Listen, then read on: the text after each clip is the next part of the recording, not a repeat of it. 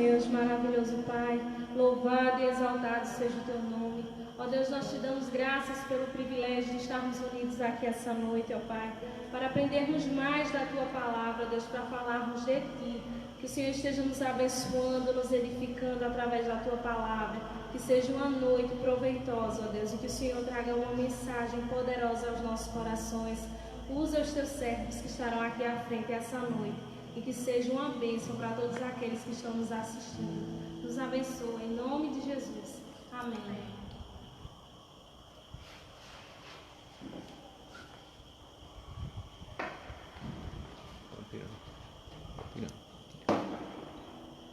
Vou tirar a máscara aqui, porque agora eu vou falar. Graça e paz, irmãos, amados, amigos, que nos ouvem, que nos veem através das redes sociais. Nós queremos dar as boas-vindas a todos vocês, dizer mais uma vez que é um prazer tê-los conosco. Esperamos que vocês continuem compartilhando esse trabalho, continuem compartilhando os vídeos, continuem divulgando, para que tantas outras pessoas sejam alcançadas e sejam abençoadas pela palavra de Deus que um dia transformou as nossas vidas. Meu nome é Júnior, me chamam de Júnior Brescia. E eu estou nesse trabalho aqui junto com o nosso irmão e amigo Alberto e alguns outros.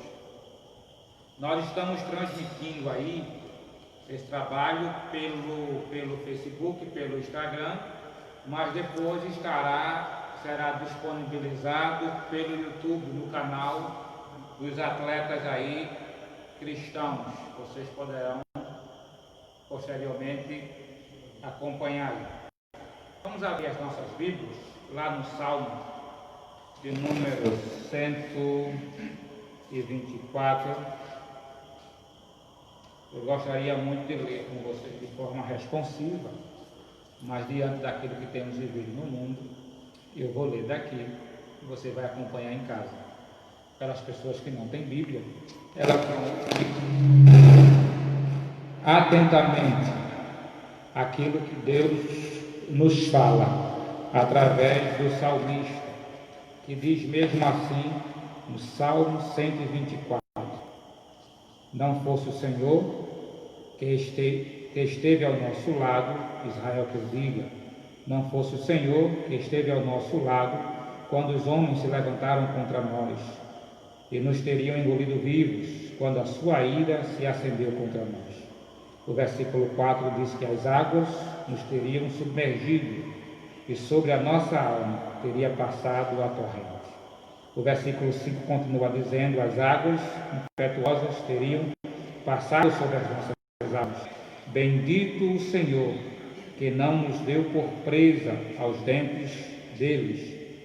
Salvou-se a nossa alma, como um pássaro do laço dos passarinheiros. Quebrou-se o laço, nós nos vimos livres. O nosso socorro está em nome do Senhor, Criador do céu e Criador da terra. Davi, ele começa o salmo dizendo que se não fosse o Senhor que estivesse ao nosso lado, e traça algumas coisas, destaca algumas situações mostrando o livramento de Deus. É bem verdade, gente, que nos tempos difíceis, e essa pandemia, ela é difícil, mas tivemos tantas outras dificuldades na nossa vida, nós precisamos entender que o nosso socorro, ele sempre virá de Deus. Não devemos confiar nas nossas forças, no nosso conhecimento, no nosso entendimento, na nossa capacidade.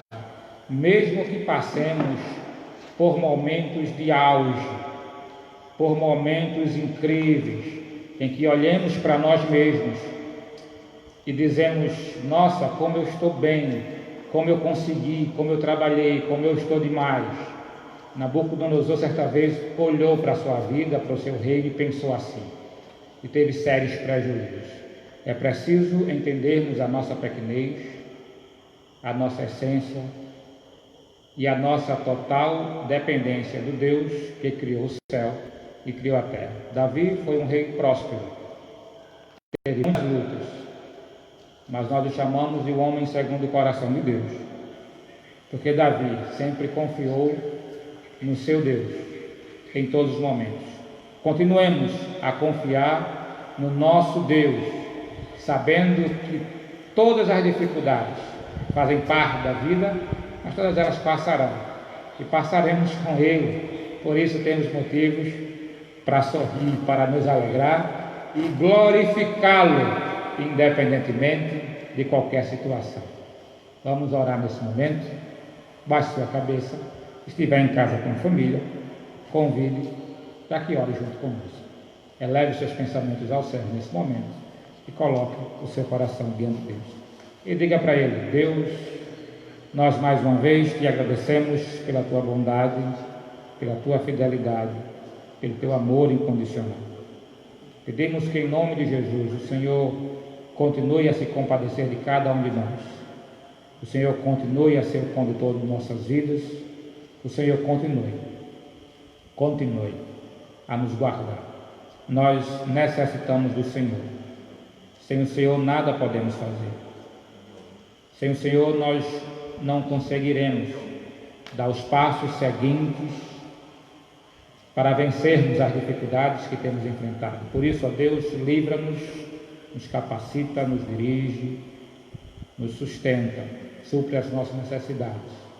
E a esperança que existe em Cristo, que esta habite poderosamente em nossos corações. E tudo isso, ó Deus, que seja tão somente para louvor e glória do teu santo nome. Em nome de Jesus. Amém. Nós vamos cantar mais uma vez. E você daí de casa, louve a Deus.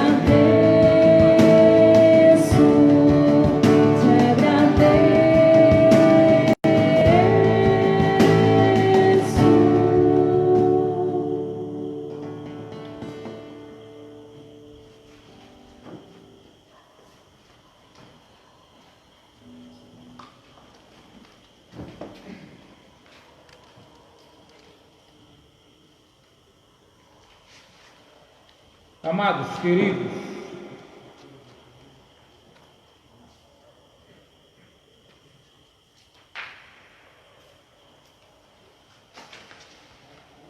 agora eu quero convidar você a abrir a sua Bíblia, na carta, na epístola, ou melhor dizendo, 1 de João, no capítulo 1, 1 João, no capítulo 1, do versículo 5 em diante, e juntos vamos ler 1 de João, capítulo 1, versículo 5 em diante, diz: Ora, a mensagem que da parte dele temos ouvido e vos anunciado é esta, que Deus é luz e não há nele treva alguma. Dissermos que mantemos comunhão com ele e andarmos nas trevas, mentimos e não praticamos a verdade. Se porém andarmos na luz, como ele está na luz, mantemos comunhão uns com os outros, e o sangue de Jesus, seu Filho, nos purifica de todo pecado.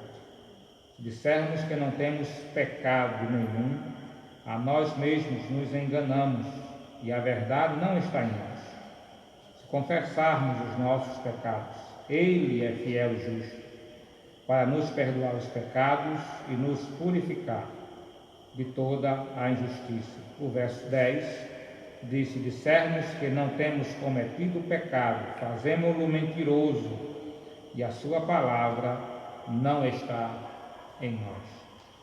Antes de orarmos, eu quero só dizer para você que esse texto, ele mostra exatamente o que nós somos. Quando diz: se nós falarmos que não temos, nós afirmarmos que não temos, fazemos de Deus mentiroso. Nós sabemos que isso é impossível. Por isso é preciso que cada um se coloque no seu lugar. Entenda as dificuldades que tem, entenda as necessidades que tem, entenda principalmente a dependência que temos de Deus. É preciso olhar para a nossa origem, de onde viemos e do que precisamos para ir para algum lugar. Deus está pronto a ouvir a oração de todo aquele que o buscar. O salmista diz que ele está com os ouvidos atentos. Por isso, nesse momento, quero convidar você a consultar o seu coração e apresentar diante de Deus tudo aquilo que só Ele e você sabe. Que você esqueça a máscara que você tem usado, que você ignore aquilo que você apresenta ser para as pessoas, que você seja honesto nesse momento, porque Deus, Ele sabe tudo o que você vai falar, tudo o que eu vou falar. Ele sabe tudo o que eu penso, tudo o que desejo. Apresente o seu coração nesse momento. É uma oportunidade de você confessar, de nós confessarmos todos os nossos erros. Baixe sua cabeça, fale com o Senhor. Deus, mais uma vez, nós imploramos pelas tuas misericórdias, pelo teu incondicional amor, porque nós sabemos das nossas capacidades. Nós sabemos que nós não temos, Deus, capacidade e forças para nos justificarmos diante do Senhor. Nós sabemos que não podemos transformar um fio de cabelo branco em preto. Nós sabemos que não podemos dar um passo se o Senhor não permitir. Nós sabemos que tantas vezes lutamos para vencermos algumas tentações, que nós lutamos muitas vezes para evitarmos algumas situações, e tantas vezes até nem queremos lutar e nós caminhamos para fazer coisas que não agradam ao Senhor.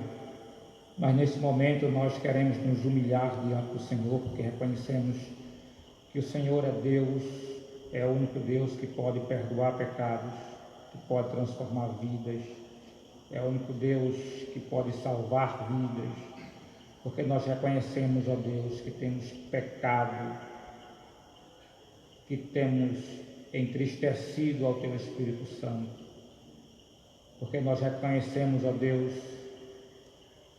que muitas vezes não queremos cometer alguns, outras vezes buscamos cometer, e a nossa natureza humana nos conduz a fazer coisas que não te agradam, ó Deus.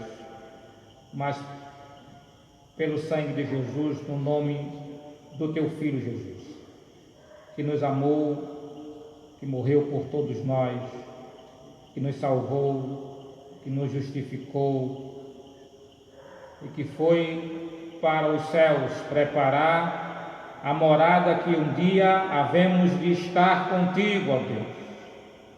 Nós suplicamos que o Senhor, mais uma vez, esteja atento às nossas orações, à nossa súplica, e derrame do teu perdão sobre todos nós. Que o Senhor visite o mais íntimo do nosso coração, que o Senhor sare as feridas que lá estão, que o Senhor revigore, que o Senhor nos anime, que o Senhor nos conduza para o caminho que é Cristo, pelo caminho que é Cristo, e nos conserve no caminho que é Cristo. Que assim seja, ó Deus, porque nós precisamos, porque nós queremos, porque entendemos que não há outro caminho, senão o Senhor Jesus. Faz assim, ó Deus, em nossas vidas, para a glória e louvor do teu nome, no nome de Jesus. Amém.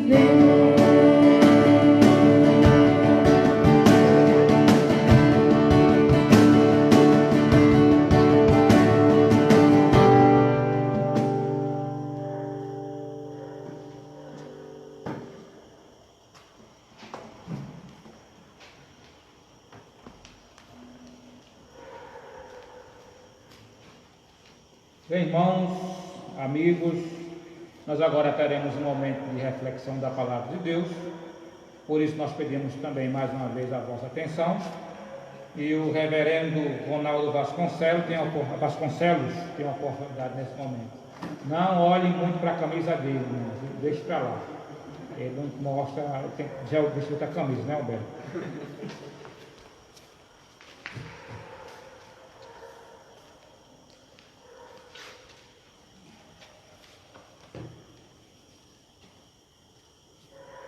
Boa noite, irmãos, graça e paz. É uma alegria nessa noite poder compartilhar da palavra do Senhor com os irmãos que estão conectados, também com alguns poucos que estão aqui conosco, considerando, né, as impossibilidades da pandemia.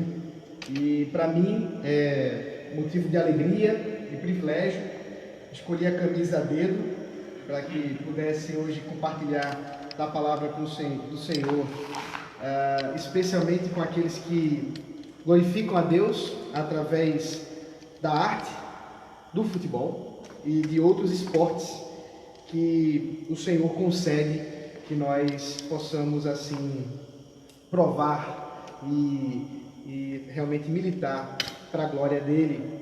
E para mim é um desafio nessa noite também poder trazer esse assunto que me foi confiado.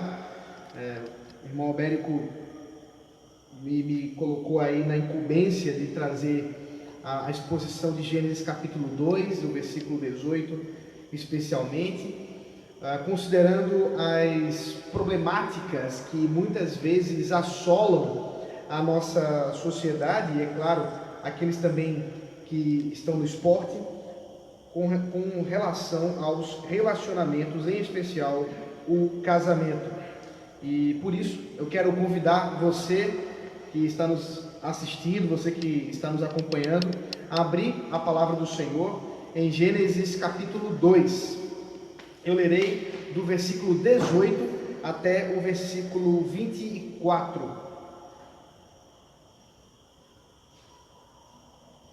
Gênesis capítulo 2, 18 ao 24. Diz assim a palavra do Senhor. O Senhor disse ainda: não é bom que o homem esteja só. Farei para ele uma auxiliadora que seja semelhante a ele. Havendo, pois, o Senhor Deus formado da terra todos os animais do campo e todas as aves dos céus, trouxe-os a Adão para ver que nome lhes daria. E o nome que ele desse a todos os seres vivos, esse seria o nome deles. O homem deu nome a todos os animais domésticos, às aves dos céus, a todos os animais selvagens. Mas para o homem não se achava uma auxiliadora que fosse semelhante a ele. Então o Senhor Deus fez cair um pesado sono sobre o homem, e este adormeceu. Tirou-lhe uma das costelas e fechou o lugar com carne. E da costela que havia tirado do homem, o Senhor Deus formou uma mulher e levou até ele. E o homem disse: esta afinal é osso dos meus ossos e carne da minha carne. Será chamada varoa, porque do varão foi tirada. Por isso o homem deixa pai e mãe e se une à sua mulher, tornando-se os dois uma só carne. Até aqui a palavra do Senhor. Vamos orar para que o Senhor nos ilumine nessa noite.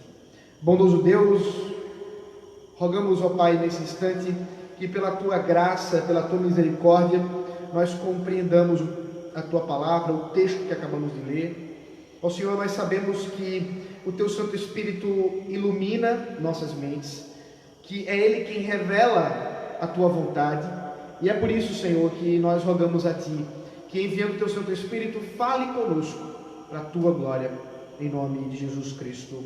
Amém. Meus irmãos, não há dúvida de que o assunto casamento, o assunto relacionamento interpessoal, e especialmente o relacionamento marital, é alguma coisa nos nossos dias que tem desafiado a igreja. E o motivo não é outro, senão que nós vivemos em tempos em que o casamento não está nos seus melhores dias. Não é alguma coisa tão louvável assim. Pelo contrário, é muito comum nós vermos pessoas dizendo coisas como: para que casar se vai separar depois? Ou pior do que isso, por que eu vou me prender a alguém se eu posso ter muitas ou muitos? Esse tipo de discurso tem por detrás um pensamento, uma noção muito negativa a respeito do casamento. Na verdade, não só negativa, mas utilitarista. O que eu quero dizer com isso? É que muitas vezes as pessoas olham para o relacionamento, em especial o relacionamento sexual, como um meio para agradar a si mesmo. Apenas como ele pode usar aquela outra pessoa para que alcance os seus desejos, a sua vontade, o seu prazer, e uma vez tendo feito isso, tal pessoa agora se torna descartável. E é isso.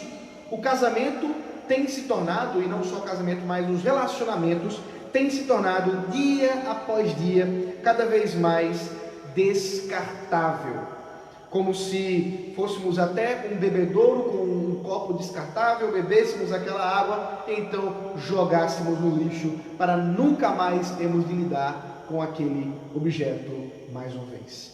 E é isso que tem regido a nossa sociedade, é isso que dirige os passos dos nossos dias, e é tão comum que falar de casamento é quase um escândalo.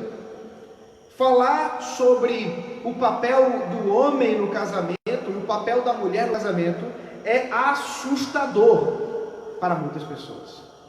Mas nessa noite, queridos, eu gostaria de poder compartilhar brevemente com os irmãos aquilo que a palavra de Deus tem para dizer sobre esse assunto.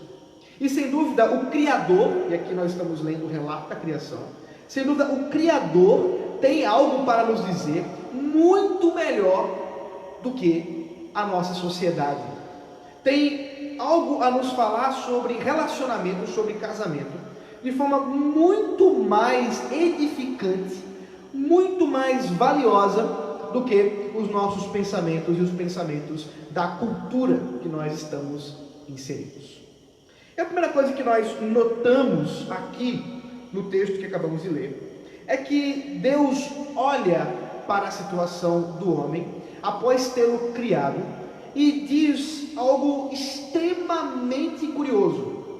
Deus olha para Adão e diz: não é bom. Veja, por que isso é importante? Se você já leu alguma vez o relato da criação, você deve ter percebido em Gênesis capítulo 1 que várias e várias vezes, reiteradas vezes, Deus fala assim: olha, isso aqui é bom. Criou os céus e a terra, criou os luzeiros, criou os animais aquáticos, os animais terrestres, as aves, e olhava para tudo isso e dizia: isso aqui é bom. Na verdade, você vai ver mais ou menos 7 vezes Deus falando isso é bom. A sétima, ele vai falar que isso é muito bom, referindo-se especificamente para a criação do homem, e aqui também da mulher.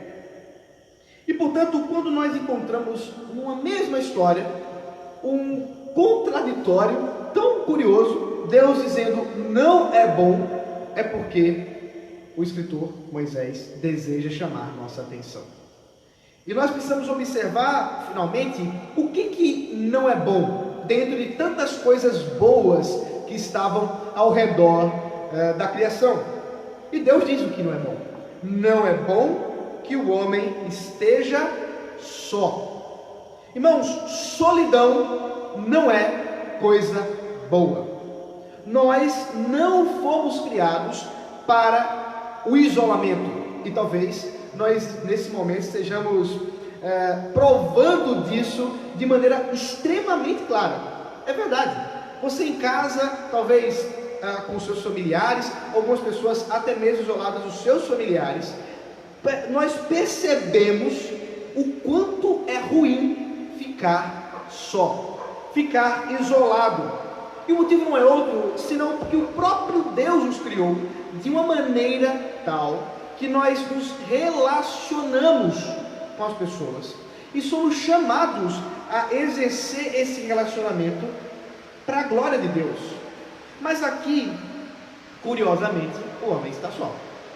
Aqui está o homem que foi criado para se relacionar, primeiramente com Deus, e em segundo lugar com o próximo, num grande problema: ele está só. E como esse problema será resolvido? Bom, Deus propõe a solução. Ele mesmo diz, veja, é muito curioso perceber isso, a soberania de Deus, uma vez que ele olha o problema e ele mesmo tem a solução para o problema. E aqui está a solução: farei para ele uma auxiliadora que lhe seja semelhante. Aí está a solução da solidão, é o casamento.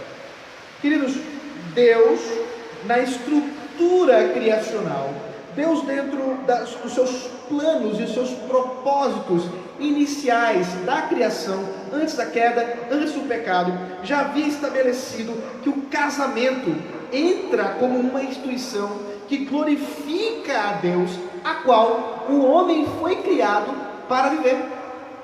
Então, nós já observamos que qualquer noção que estabeleça de alguma forma que o casamento é algo negativo, que o casamento é algo ruim, prejudicial, ela está contrária às Escrituras. Ela está de encontro ao próprio Criador, porque Deus criou o casamento para que o homem desfrutasse desse relacionamento marital, para que ele pudesse vivenciar esse tempo para com o seu cônjuge, o homem, a mulher, vivenciando tudo isso para a glória de Deus. É claro, vale a pena salientar aqui um aspecto importante dentro da própria revelação de Deus geral, aquela maior, melhor dizendo, daquela que se compõe de maneira mais completa, considerando outros textos das Escrituras, que nem todos realmente casam. Para algumas pessoas, Deus as chamou para o celibato. Nós vemos inclusive alguns exemplos nas Escrituras, nem todos casam na própria história bíblica, mas em geral, no que se refere ao propósito mais abrangente para todos os homens, o casamento é algo desejável. E como é que isso se dá? Como é que Deus, portanto, institui esse casamento? Bom, antes de entrar exatamente na instituição do casamento, é importante observar a declaração do próprio Deus, do que se trata essa companheira que ele há de criar para Adão, que está só. Há duas características fundamentais para essa mulher. Primeiro, ela será uma auxiliadora, diz o texto. Ela será alguém que exercerá, em conjunto com o seu marido, uma missão. Porque observe, não existe auxiliador se não houver um trabalho para ser auxiliado. Então observe que há alguma coisa que o homem precisa fazer e que ele não vai conseguir fazer sozinho e que precisa de ajuda. O homem é incapaz de fazer isso só. Aqui alguma coisa já precisa ser dita a respeito de algumas propostas que muitas vezes se colocam, como se o termo auxiliadora colocasse a mulher de maneira inferior ao homem, pois é exatamente o contrário o que o texto está nos dizendo. Porque veja, a ênfase depois, ser semelhante, vai estabelecer isso de maneira completa, mas ainda na expressão auxiliadora, nós não vamos encontrar nenhum tipo de expressão como se a mulher estivesse sendo rebaixada a uma mera auxiliadora. Pelo contrário, o que nós encontramos aqui é um problema. O homem não consegue fazer sozinho. Tem uma coisa aqui que ele não consegue fazer sozinho. Essa própria expressão auxiliadora ou auxiliador, ela vai ser usada a respeito do próprio Deus. Deus é aquele que executa, que ajuda. O próprio Espírito Santo faz isso conosco no Novo Testamento de maneira ainda mais clara. Ele é aquele que auxilia a nossa vida para glorificar a Deus. Portanto, não há aqui qualquer demérito por parte da mulher por ser auxiliadora. O que o texto está nos falando é que ela pertence aqui a uma solução complementar ao homem. O que o texto está nos falando, no final das contas, é que Deus deu a missão ao homem de cuidar, cultivar a terra, portanto, exercer diante de Deus, para a glória do próprio Deus, a missão de representar Deus aqui na terra, e que o homem não pode fazer isso sozinho. Ele precisa do outro, aqui, da outra. E o motivo é simples, porque Deus é uma comunidade, porque Deus é triuno.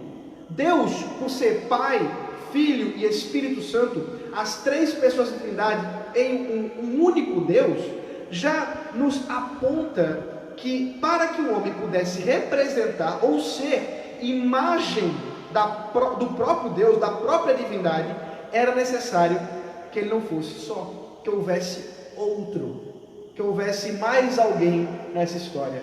E Deus aqui mesmo fala. É o casamento que vai expressar isso de maneira mais completa. É o casamento que vai apontar essa proposta da parte do próprio Deus, em que nós somos imagem e semelhança do nosso Senhor. Assim, para que o homem finalmente pudesse exercer completamente a missão de ser um representante de Deus na terra, para que o homem finalmente pudesse ser uma imagem, um reflexo de Deus, exercendo na criação, no cuidado com os animais, como vimos aqui na leitura, na sequência do texto, ou qualquer outra coisa relacionada a toda a criação. Para isso, ele precisa da mulher. Ele não pode fazer isso sozinho. Mas essa mulher, ela não é só uma auxiliadora, diz o texto. Ela também é igual ao homem. Ela é um ser semelhante a ele. Para entender o que significa o ser semelhante, nós vamos ver o resto do texto. O texto conta que Adão passou a olhar os animais. Ele os via em casais, macho, fêmea, dava nome aos animais, talvez como lhe aparecesse mais interessante. Esse aqui está com cara de cachorro, ele dava o nome de cachorro, tá? Não na nossa língua, seja lá qual língua Adão falasse. E aqui está Adão procurando alguma coisa que seja parecida com ele, e não havia nada, não havia ninguém que fosse parecido com Adão, e ele mesmo agora percebe o problema. Ora, os animais têm alguém parecido com ele, e por que eu não tenho? É aí que entra Deus mais uma vez nessa história, dando sono para Adão, e assim extraindo-lhe uma costela, e dessa costela fazendo a auxiliadora que lhe é semelhante, uma mulher, a qual ele mesmo, Adão, nomeará, chamando-a de varoa. Assim, queridos, essa mulher, diferente dos animais, é igual ao homem. Ela pertence a essa mesma natureza, ou essa mesma substância que o próprio Deus criou o homem. Por isso, o uso da costela. Deus não fez de um novo barro, mas usou do mesmo barro que ele havia feito anteriormente, Adão, para constituir a mulher, para que assim os dois fossem iguais, mas diferentes. Por que precisavam ser diferentes? Porque se fossem totalmente iguais, não haveria outro, mas o mesmo. E ao invés de termos aqui um estabelecimento daquilo que é semelhante à Trindade, onde há 3 pessoas diferentes em um único Deus, nós teríamos um problema muito grande para resolver. Como é que iguais serão diferentes, uma vez que espelham esse grande ser divino que é igual como Deus, mas diferente como pessoa. E é por isso que há uma beleza na narrativa, uma beleza misteriosa, inclusive, em nos mostrar que Deus cria homem e mulher iguais e diferentes, complementares. Essa complementaridade, inclusive, se estabelece fisicamente, anatomicamente, mas não só dessa ordem física, porque Deus não cria apenas o corpo humano, mas Ele cria o homem por completo. E nesse sentido, Ele faz com que homem e mulher sejam entrelaçados num relacionamento complementar que glorifica o próprio Deus nessa complementaridade. Por isso, não são totalmente iguais, mas também não são totalmente diferentes. São iguais e ao mesmo tempo diferentes. Nós também observamos que o próprio homem percebe isso. Veja o versículo 23. Adão diz isso para com sua mulher, Eva. Esta, afinal, é osso dos meus ossos e carne da minha carne. Em resumo, essa é realmente igual a mim. Diferentes animais, essa aí é como eu. Ele continua: será chamada varoa, porque do varão foi tirada. Então Moisés, no versículo 24, faz uma espécie de digressão.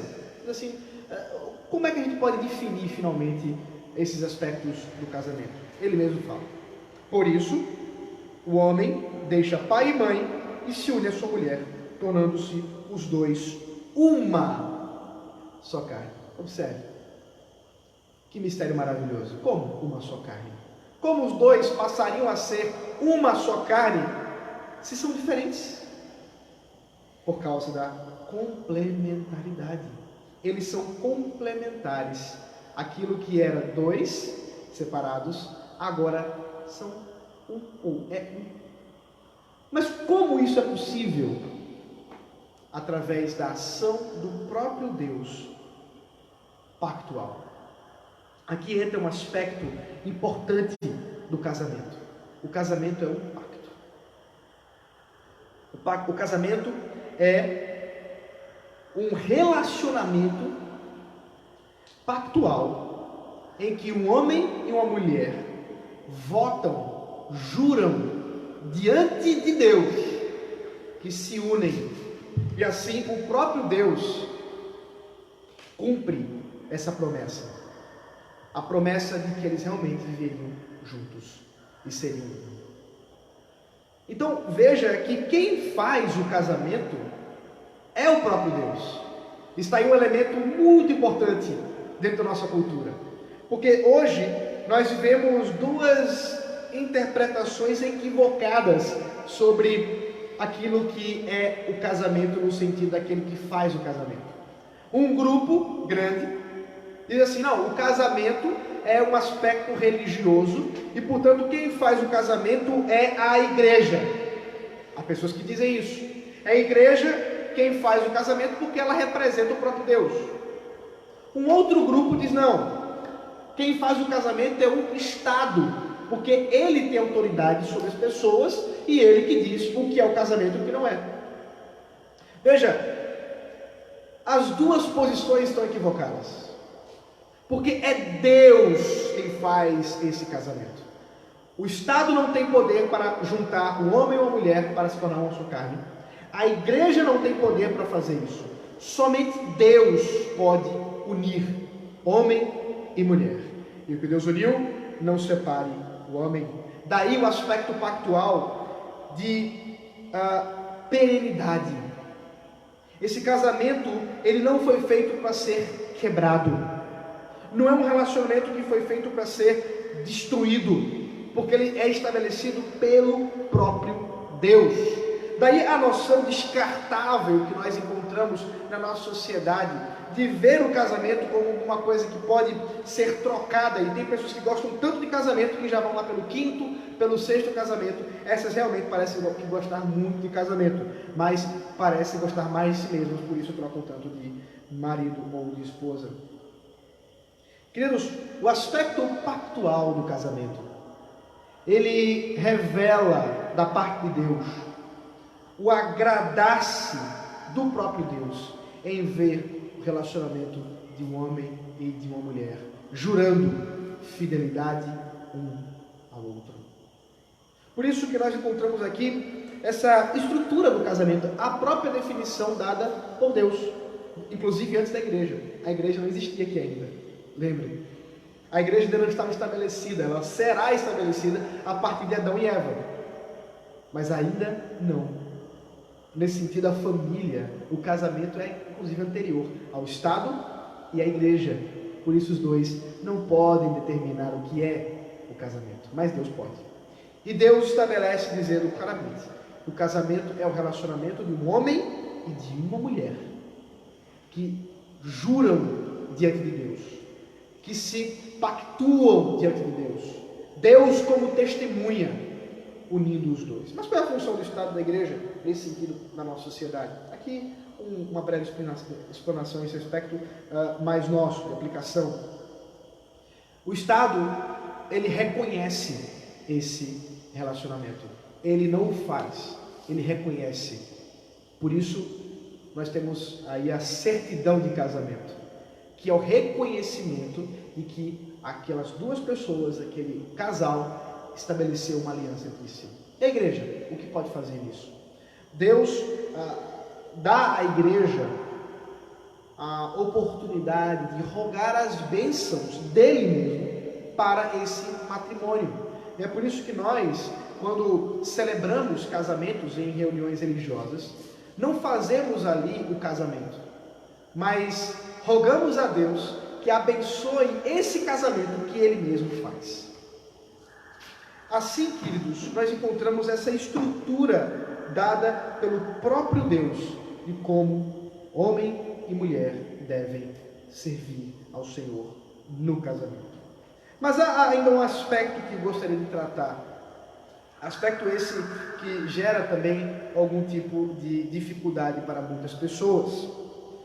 Aqui nós encontramos também Adão dando nome a Eva, tanto aqui, chamando-a de varoa, e aqui tem um jogo de palavras, ish e shá, dando a ideia de macho e fêmea, mas também, posteriormente, ele vai dar nome à mulher, após o pecado, dizendo que o nome dela será Eva, porque é mãe da humanidade.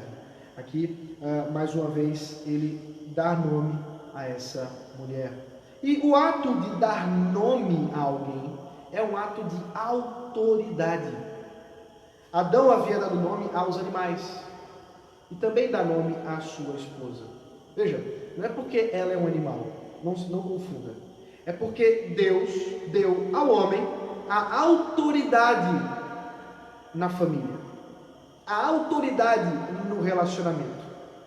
Essa autoridade, perceba, não é autoridade simplesmente de mandar, mas é autoridade de se responsabilizar. É bem diferente. Nós vamos observar, especialmente na queda, que no final das contas, o grande responsável pela entrada do pecado na humanidade foi Adão, e não Eva. Mesmo que ela tenha sido enganada pela serpente, e ela tenha dado essa vazão à serpente, comendo do fruto proibido, da árvore do conhecimento do bem e do mal. Mas aqui, veja, essa autoridade envolve a responsabilidade que o homem tem para com sua mulher. Isso será desenvolvido em textos subsequentes, em Efésios especialmente, capítulo 5, onde estabelece ali o chamado do homem para agir com amor para com sua esposa, para amar a sua esposa, liderando-a com amor à semelhança de Cristo. E esse amor, não outro, senão aquele do próprio Senhor Jesus, ao se entregar pela igreja na cruz do Calvário. Então o que nós encontramos aqui não é uma autoridade de alguém que manda simplesmente, mas alguém que se responsabiliza em cuidar. Alguém que se responsabiliza em amor para gerar o bem-estar daquele relacionamento e daquela família. Isso é dado ao homem. A nós, homens, maridos, cabe a responsabilidade de cuidar de nossas esposas, de nossos filhos, como líderes, nos responsabilizando pela caminhada deles, em especial com Deus. A nós cabe oração em família, a leitura da palavra em família, as exortações e instruções da palavra para com a esposa e com os filhos. E muitos homens têm fugido dessa responsabilidade, acreditando que, muitas vezes com a ideia mundana, de que trabalham fora e trazem o dinheiro para casa, e nossa sociedade inclusive tem mudado. Muitas vezes temos mulheres, às vezes com salários inclusive maiores que os homens. Mas não é isso que Deus estabeleceu como função principal para o homem. É claro, envolve também, faz parte do cuidado, da responsabilidade, mas não termina aí. envolve especialmente o sustento espiritual. E esse chamado nós não podemos negligenciar. Com a pena, diz Pedro, de termos inclusive as nossas orações não ouvidas. 1 Pedro 3. Portanto, é fundamental que o homem esteja ciente do seu chamado para com Deus, como líder, como autoridade, como responsabilidade. Como responsável. Mas Deus também chama a mulher para vivenciar a submissão em amor ao seu marido. Deus também chama a mulher para, como uma auxiliadora que complementa nessa missão, exercer então o chamado de fazer com que realmente o seu marido alcance o chamado, a missão de glorificar a Deus nesse relacionamento. De sorte, queridos, que a mulher deve sim submeter ao seu marido. Submissão envolve sim, em casos quando os dois estiverem em discordância, a palavra final é do homem, porque é dele a responsabilidade que Deus deu.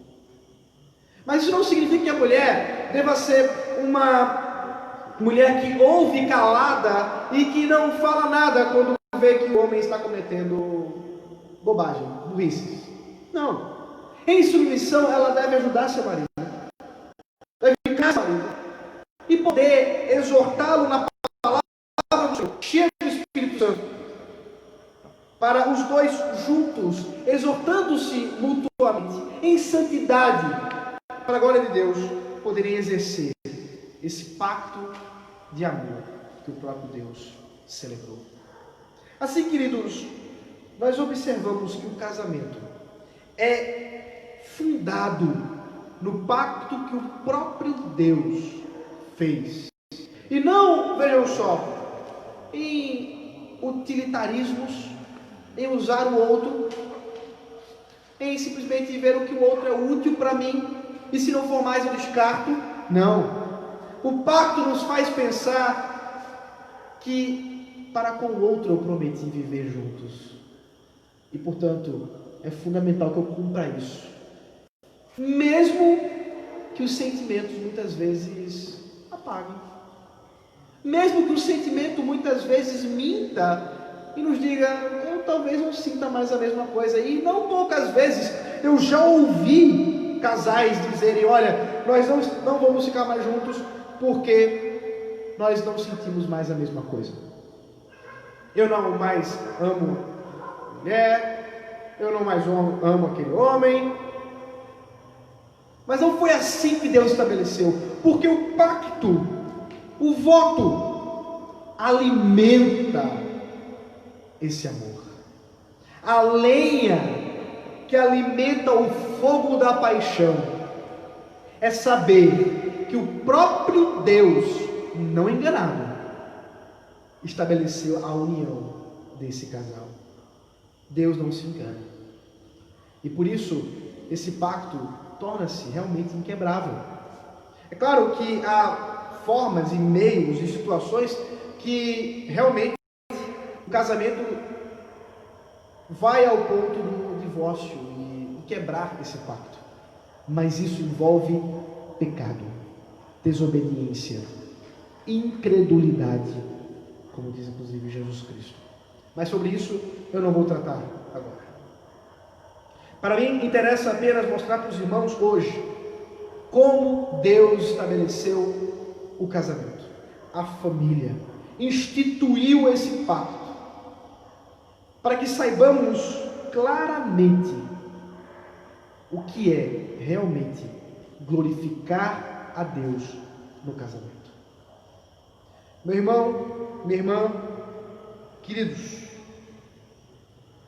há um desafio muito grande para todos nós vivenciarmos isso. Mas ao mesmo tempo, o Espírito Santo que habita em todo o crente fortalece e enche a nossa vida para que possamos vivenciar e nos alegrar em glorificar a Deus através disso. Homens, sejam responsáveis no casamento. Mulheres, auxiliem seus maridos. E assim, homens, mulheres, glorificam a Deus nessa instituição maravilhosa feita por Deus para a sua própria glória. Deixa eu orar com você. Obrigado, Senhor, pela tua graça, pela tua misericórdia, por esse tempo de instrução à tua palavra. Abençoa meus irmãos que agora ouviram a tua palavra e outros que ouvirão posteriormente. Que sejam edificados por ti, Senhor. Que sejam instruídos por ti, para a tua glória. Em nome de Jesus Cristo. Amém.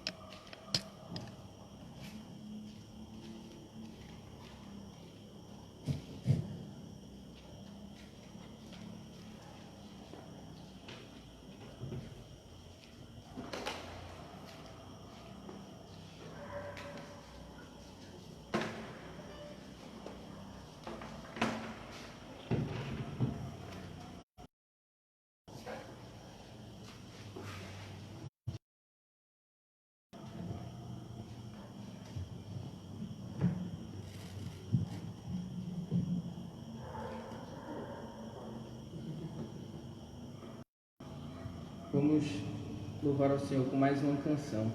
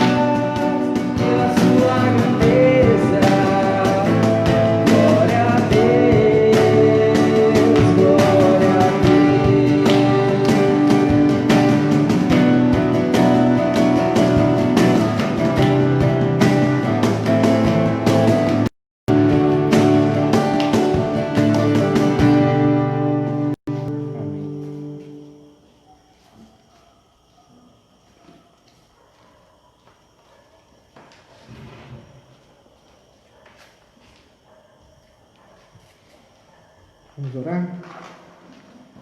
Senhor, obrigado pelo tempo que o Senhor nos concedeu aqui, por esse momento de adoração que o Senhor nos deu, Senhor, por aqueles que passaram durante esse tempo de adoração, aqueles que ainda vão passar, que recebam, Senhor, da tua parte a edificação, Senhor, que recebam a instrução, Senhor, da tua parte, Senhor. E muitos que estão em sofrimento, muitos que estão em luta, Deus, cuide desses irmãos, cuide dessas pessoas, Pai. Aquelas que não te conhecem, aquelas que ainda não se renderam a ti, Senhor, como o único Salvador, que possam se encontrar contigo e que essa transmissão seja, inclusive, instrumento para isso, para alcançar corações que estão perdidos em luto e sofrimento, sabendo que somente o Senhor pode trazer paz. Abençoa, portanto, aqueles que passarem, Senhor, por essa transmissão. No nome de Jesus Cristo. Amém. O Senhor te abençoe e te guarde. O Senhor faça resplandecer o seu rosto sobre ti e tenha misericórdia de ti. O Senhor sobre ti levante o seu rosto e te dê a paz. Em nome do Pai, do Filho e do Espírito Santo. Amém. Obrigado pelo tempo que nós tivemos aqui, por você que nos acompanhou até agora. Obrigado pelo convite também de participar dessa transmissão, de trazer a palavra nessa transmissão. Quero encorajar você que passou por aqui a acompanhar a rede social dos Atletas Cristãos, tanto no Facebook quanto no Instagram e também no YouTube. Esses vídeos aqui que nós estamos produzindo, essa transmissão, ela vai depois para o canal do YouTube e eu tenho certeza que servirá de edificação para aqueles que passaram agora, aqueles que estão assistindo agora, mas também outros que você pode compartilhar. Deus os abençoe. Uma boa noite.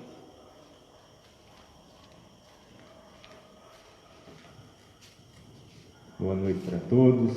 Então, a próxima quinta-feira, quem vai trazer a nossa reflexão, a lição para a vida, é o pastor Nielson Mendonça, né? Pastor que desempenha seu ofício sagrado na Igreja Congregacional Pernambucana. Ele vai nos falar por que se casar, né? Texto para a nossa meditação é aquele que encontra uma esposa, acha um bem e alcança benevolência do Senhor. Provérbios capítulo 18, versículo 22. A gente vai nos despedir nessa noite dizendo: portanto, ide, fazei discípulos de todas as nações, batizando em nome do Pai, do Filho e do Espírito Santo. Amém. Que Deus abençoe, meus irmãos. Um abraço aí. Próxima quinta, estamos juntos novamente.